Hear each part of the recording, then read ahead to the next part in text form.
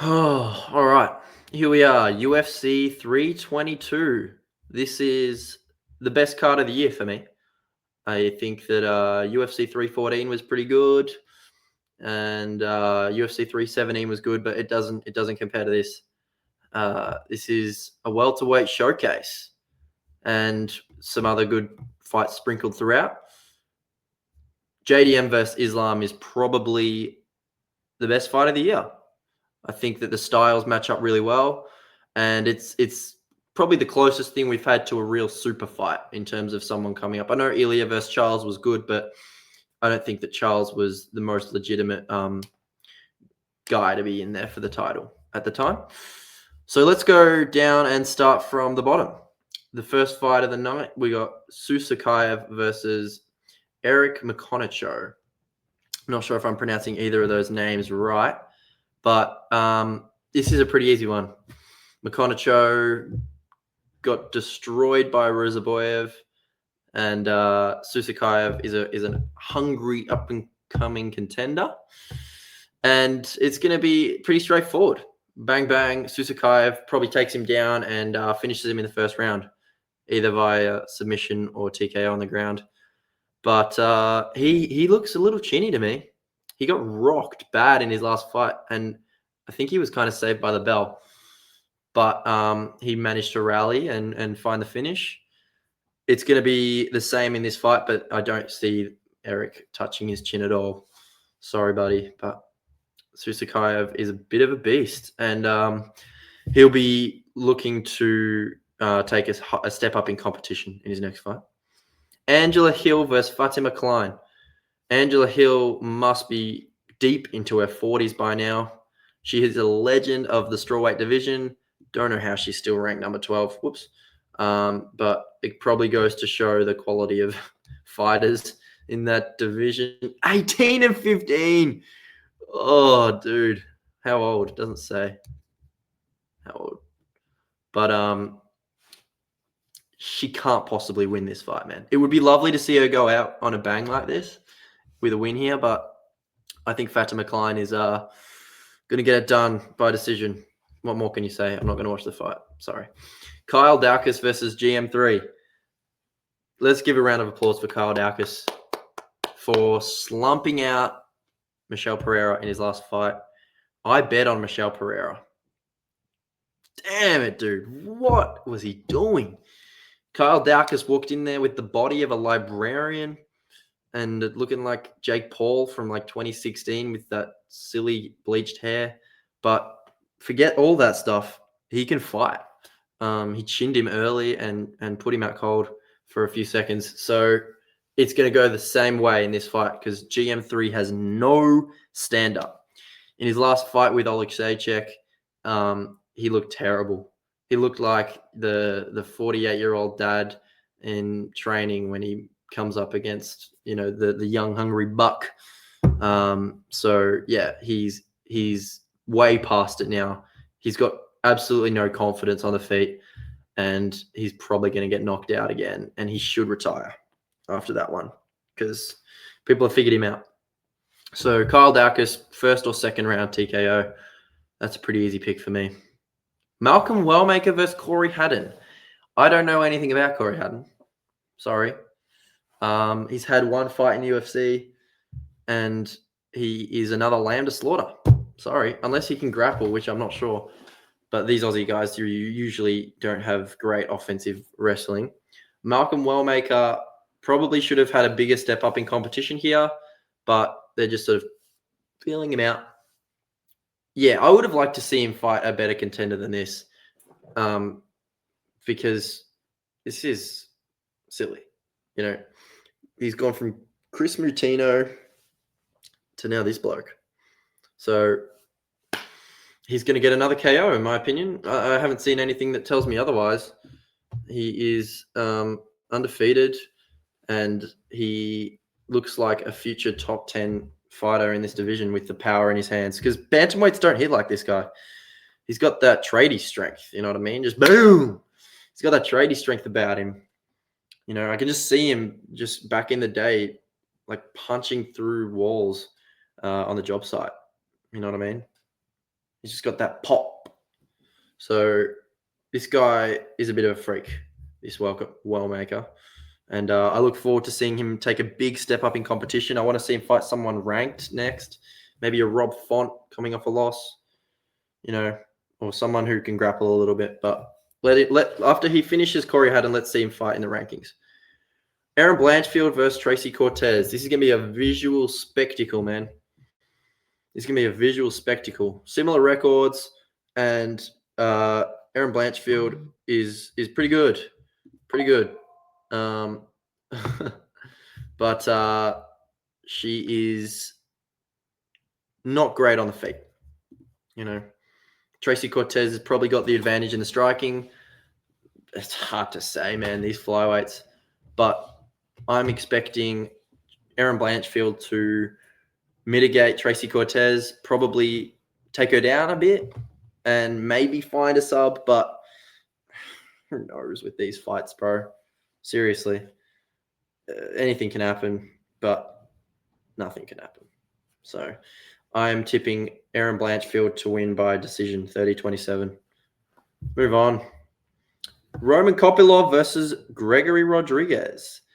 This is interesting, man, because Roman Kopylov didn't look impressive at all in his last fight. Paulo Costa pretty much schooled him on the feet, which was unexpected. Another fight that I got wrong. And Gregory Rodriguez was able to bounce back from that Cannonier loss really well. I wasn't sure how he'd go against Jack Hermansson, but he had no issue there. Clearly looked to be the more powerful guy. Slumped him out cold. So if we're basing it off their last fight, you can probably pick Gregory Rodriguez. I'm surprised that he's not ranked, actually. Anyway, despite what I just said, Roman Kopylov is going to win. I think Roman Kopylov is going to get out of the way of the striking. What am I saying, dude? What am I saying? No. Screw that, man. Roman Kopylov is getting slept. If you are getting dropped by Paulo Costa, who doesn't have a lot of power, you're going to get hit with the same shots by Gregory Rodriguez. RoboCop is going to win this fight by TKO. Change my tune. I just realized. That's it. Gregory Rodriguez, man. Welcome to the top 15. You deserve to be there. What a silly pick. I don't want to pick this fight now. I'm going to do this one. Bo Nickel versus Rodolfo Vieira. Let's just say that if Bo Nickel loses this one, cut him from the UFC. Because no one is going to care anymore. You are on thin ice, buddy. So he got absolutely fraud checked in his last fight. And since then, the guy who beat him, RDR, got destroyed by Brandon Allen. So it was a really bad look. And Bo Nickel, real thin ice, bro. You're going to have to dominate Vieira if you want to get back in the good books here. It is sickening that he was allowed on the main card until people probably, the complaints from the community were what probably drove the UFC to change that. But this guy needs a win. And I'm going to give him the benefit of the doubt. I reckon he's probably gone to work. The thing is, though, you can't teach toughness. It's something that you're born with, or it's something that has been drilled into you from a young age. And with this wrestling background that he has, I don't think that he was able to build that up. These guys that have been training in heavy mixed martial arts, their whole life have been able to learn how to take punishment. And I don't think Bo Nickel necessarily likes that. Come at me for saying that, but Bo Nickel, I don't think, has the toughness of a Rodolfo Vieira. Having said that, I know I keep switching my tune a little bit, but I'm going to give him the benefit of the doubt. If he loses this, it's the last time I'm ever going to pick him, and he probably should get cut, because really, who's going to care after this? But the Bo Nickel experiment is essentially over if he loses this fight. I'm going to give him the benefit of the doubt, like I said, and pick him to win by submission in the second round. But I'm not confident, and I think it could go either way. Moving on, Benny Dariush versus Benoit Saint Denis. a good matchup, good lightweight matchup. Both of these guys are coming off wins after rough patches. So Beneil Dariush's main point to focus on is his chin, right? He gets dropped badly. In the last 3 of his fights, he's been dropped really badly and put out twice. He managed to rally and beat Moicano, but I am not looking at MMA math in this fight because Benoit is a different style. He is real high pressure and he's got more power than Moicano. So if he hits Beneil with the same shot, I think it's going to put him out. It's going to rattle him. So the difference is with the control. Like Renato Moicano can get on top and do damage. I haven't seen Beneil do that same damage when he gets fighters down. So he might take Benoit down, but I think Benoit's probably learned from his mistakes and he's going to be able to get back up and he's going to put some punishment on Beneil. First or second round TKO up against the fence after some big knees and some big left hands from Benoit. Good to see Benoit get back in the win column. Well, he's already been back in the win column, but break his way into the top 10 again. All right. Leon Edwards versus Carlos Prates. A really interesting fight. Leon Edwards, can he jump back in the win column? This is a totally different matchup to what we've been seeing for him lately. And he's not going to win it. He's not going to win it. I don't think that his chin can take the shots that Carlos Prates is going to be throwing at him. Look at Carlos Prates' last fight. I don't know what the heck he's doing differently, but he looked like a totally different fighter from the Ian Gary fight to the Jeff Neal fight. He was confident. Maybe that's props to Ian Gary, but he just looked so powerful and just calculated with his shots in there. Boom! Throw that spinning elbow, man. I like that shit. So anyway, he looks good. And Leon Edwards is washed. Let's be honest, man. He looks washed. His takedown defense was good 2 years ago, and all of a sudden, he's getting sat down on his ass by Belal and Sean Brady. So it's going to be a completely different fight. Well, I don't know what I'm saying, but it's going to be a bit of a wake-up call for Leon. I know his last fight was a wake-up call, but this one might be like, hang on, maybe it's time to retire because I see him getting chinned in the first round. First or second round. He's a little bit more elusive than Jeff Neal. He's going to be able to keep Prates on the outside with kicks, but Prates is going to find that shot and wear him down with low kicks and big knees to the body. So that's my prediction. Carlos Prates, probably second round knockout. I think he's going to slump him out. If Nate Diaz is chinning you, imagine what Prates is going to do. All right. Michael Morales versus Sean Brady.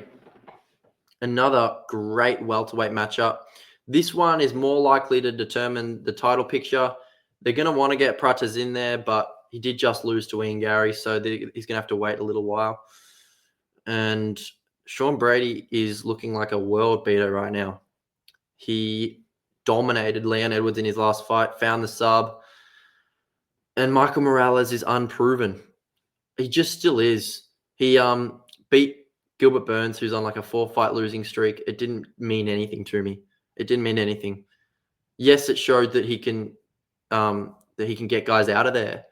But the way that Gilbert Burns has looked in his last few fights in the stand-up is so unconvincing that I just think that it's not the biggest indicator of where he's at. So Sean Brady is going to take him down and smother him. I'm not confident in him getting a submission here. I reckon it's more likely to go the whole 3 rounds. But he is probably the next title contender at welterweight. So Michael Morales still has a bright future ahead of him, but Sean Brady is probably too much for him too soon. Well, I wouldn't say too soon because you might as well get him up there. But Sean Brady just looks like a really good fighter at the moment. 18-1 versus 18-0. I like the matchup. Not going to write Michael Morales off completely because you can always find some good shots, but 90% of me is saying Sean Brady to smother him. Moving on. Valentina Shevchenko versus Zhang Weili. The best women's fight of the year. And what more can you say? This is what everyone has been wanting to see in women's MMA, something exciting, because the last women's title fight was so bad. Yeah, it wasn't a bad fight, but it was just like, what are we going to do now? It wasn't a great matchup. So Valentina Shevchenko versus Zhang Weili, two of the best female fighters that have ever lived, coming together to scrap it out. I reckon it's just going to be a scrap. And Zhang Weili is going to get it done. You know, Valentina Shevchenko is looking old and a little bit slow. And in recent years, she hasn't had the same pop on her shots. I think that she arguably lost to Tyler Santos, and she did not look overly convincing against Manon Fiorot. And Zhang Weili is a beast at the moment. There's no two ways about it. She's fast, she's powerful, she can mix it up. I don't think she's going to do that in this fight. She's probably going to try and keep it on the feet with Valentina. And Valentina is going to be in all sorts of trouble. I don't see Valentina being able to take this fight to the ground for very long. She might get a few takedowns. But, you know, Zhang Weili is going to bring the fire. Body shots, low kicks, fast combinations. She's going to be too fast for her. I think that's probably going to be the determining factor in this fight. The speed of Zhang Weili is going to be too much. So she's going to take home a second belt, in my opinion, probably solidifying herself by the end of career as second or third best female fighter of all time. I'm excited for it, man. I think that it'll be a 49-46 unanimous decision for Zhang Weili. Let's move on. JDM versus Islam Makhachev. I can't wait for this fight. JDM is my favorite fighter. He's been my favorite fighter probably since the Randy Brown fight. He's a beast, bro. And the odds are suggesting that Islam is going to win this one. But my odds are suggesting JDM to finish him. So I've got a few reasons for that. Let's look at Islam first. Islam's last few fights, Moicano on 14 hours notice, right? Did not look good on the feet. He did not look good on the feet. You can't deny that. He looked like he was stiff out there, man. And then, of course, he was able to take it to the ground. But I think that that's tribute to Moicano not being the strongest fighter. Like, I'm not talking about mental fortitude or anything, but I think that he's physically a lot weaker than Islam Makhachev. And obviously Islam's, you know, a different beast on the ground. Then we go to the Poirier fight. Poirier survived 5 rounds with him, and Poirier was not at his peak there. So I'm just not so convinced in his last few wins. He doesn't spend a lot of time in the cage. He's in there maybe once a year, maybe twice a year. This is his second fight this year, but he fought in January. JDM is the fresher, younger guy, and he's got that bong strength. You know, he loves bongs, in my opinion. That's what I've heard. And, you know, that bong strength is going to help him get out of those positions because he doesn't care. Like, he doesn't give a shit. If you take him down, he's going to be like, all right, I might sit here for a little bit, but then I'm just going to roll over on my head, do a handstand, a couple of handstands, and then I'm going to get back to piecing you up. A key factor here is the body shots. I've noticed that in Islam's fights, it's hard to actually hit him clean in the head. But let's see JDM rip to the body. Poirier was able to land some good body shots in their fight. I think that the difference is JDM's going to be able to hit him clean to the body and get his hands low. And once Islam drops his hands, in comes the left hook. In comes the right hand, the uppercut up against the fence. You know, I'm seeing a scramble. JDM, spins around, gets back up to his feet, pushes Islam off, kick to the body. Boom, boom, uppercut, right hand. That's it, you know. Whatever. This is so biased. This is such a biased pick, but I have a lot of faith in JDM coming into this. His takedown defense looked fantastic in his last fight against Bilal. And him and Craig Jones are just ripping bongs and doing jiu-jitsu all day long. So I think that that's going to translate. It translated for Volk. And JDM has improved so much in the grappling. It was clear in that Bilal fight. It's the head-hands defense. Look, Peekaboo, bro, you can't come in because my head's here. Try again some later time. So it's not going to happen. It might be a knee, but I think it's going to be a scramble. Jack's going to teep him, and then right hand, bang, to the body. And those body shots are going to finish it off. It's going to be a third round TKO up against the fence. This is going to be, here's my exact prediction for the finishing sequence. Islam takes him down up against the fence, right?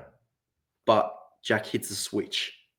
He turns it around, pushes Islam off. Islam tries to get around, circle out. No, teep to the body, pushes him back up against the fence. Jab, right to the body, left to the body, hands come down. Maybe he tries to shoot another takedown, stuffs it, pushes him back again.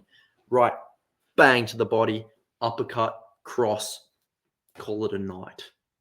Call it a night.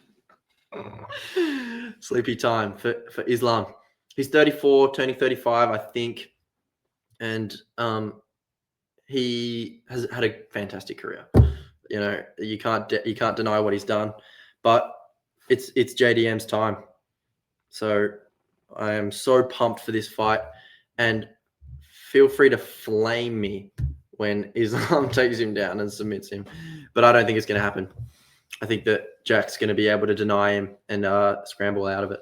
So, look, it's clearly a biased prediction because of how much I like Jack Della, but I think I'm somewhat justified because he's looked so good.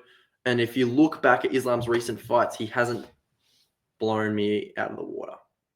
What? This is just a JDM glaze fest, but I'm here for it, man. Countryman from Oz, and he's going to solidify himself as one of the best pound-for-pound fighters in the world after this one. So, yeah. Feel free to flame me, and Islam, feel free to prove me wrong, man. But that's it. That's the end of UFC 322. Jack Della gonna take it home for the men down under. All right, peace out.